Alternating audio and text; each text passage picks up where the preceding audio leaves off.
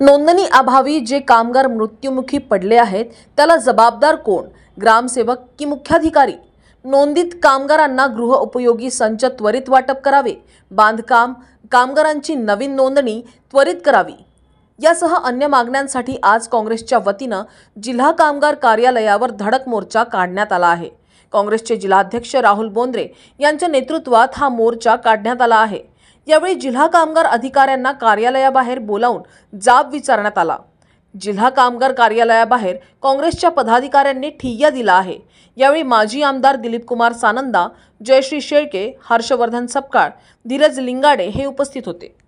या योजनांची परिस्थिती म्हणजे या योजनांचा काहीही परिणाम निवडणुकीवर होणार नाही। उलट सरकार घाबरलेलं आहे। सरकारची परिस्थिती अत्यंत अवघड झालेली आहे आणि त्यामुळे नाईलाजानं असल्या योजना हे सरकार जाहीर करते, जनतेच्या लक्षात येते आणि त्यामुळे उलट या योजनांमुळे ह्या सरकारला अत्यंत अडचणींचा सामना येत्या काळामध्ये करावा लागणार आहे। लोक त्यांच्यापासून मोठ्या प्रमाणात दूर जाणार आहेत। उलट राज्य सरकारने लाडकी बहीण ही योजना जाहीर केली, ती नुकती या अधिवेशनामध्ये ती जाहीर केली।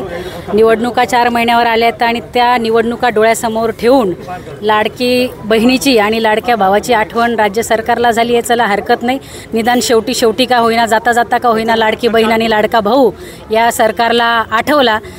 त्यामुळे ठीक आहे, त्याच्याबद्दल काही मी म्हणणार नाही। परंतु माझा प्रश्न आहे सरकारला आणि सरकारच्या लोकप्रतिनिधींना की ज्यावेळी तुम्ही गॅसचे भाव वाढवले त्यावेळी तुम्हाला लाडकी बहीण आठवली नाही, ज्यावेळी तुम्ही पेट्रोल डिझेलची दरवाढ केली त्यावेळी तुम्हाला लाडका भाऊ आठवला नाही, ज्यावेळी तुम्ही शेतमालाचे भाव पाडले त्यावेळी तुम्हाला लाडका भाऊ आठवला नाही, ज्यावेळी तुम्ही खतांचे बियाणांचे भाव मोठ्या प्रमाणात वाढवले त्यावेळी तुम्हाला तुमची लाडकी बहिणीचं घर, लाडका दाजी, लाडका भाऊ हा आठवला नाही। हे केवळ येणाऱ्या काळामध्ये निवडणुकांना सामोरं जाण्यासाठी या सरकारकडे कुठलाही मुद्दा नाही। त्यांना माहिती आहे की या महाराष्ट्रातली जनता ही आता त्यांना राज्य सरकारला पायउतार केल्याशिवाय राहणार नाही। त्यांच्या पायाखालची वाळू सरकलेली आहे आणि त्यामुळे ही एक शेवटची जाण्यापूर्वीची धडपड त्याला म्हणता येईल, दुसरं काही नाही। आणि मला विश्वास आहे की या महाराष्ट्रातल्या माझ्या प्रत्येक मायबहिणीच्या विचारावर माझा विश्वास आहे, तिच्यावर मला विश्वास आहे की माझी ही सगळी महाराष्ट्रातली मायबहीण ही तिच्यावर मागच्या काळामध्ये जे काही आपत्ती आली आणि त्यामध्ये राज्य सरकारने जसं त्यांना वाऱ्यावर सोडलं ते ती विसरणार नाही। ते 15 लाख देणार असं ज्या पद्धतीनं सांगितलं होतं त्याचे जे हाल झाले तेच हाल लाडकी बहीण आणि लाडका भाऊचं देखील होणार आहेत।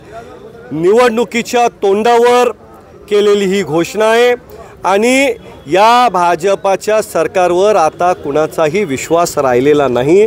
लाडकी बहीण, लाडका भाऊ असो की आणखी अनेक योजना येतील, कारण लोकसभेमध्ये लोकांनी यांची जागा दाखवलेली आहे। सडकून पराभव यांचा झालेला आहे आणि या पराभवाला घाबरून आता अशा योजना, लाडकी बहीण असो, लाडका भाऊ असो, अशा योजना येत आहेत। निवडणुकीपर्यंत फक्त या टिकणार।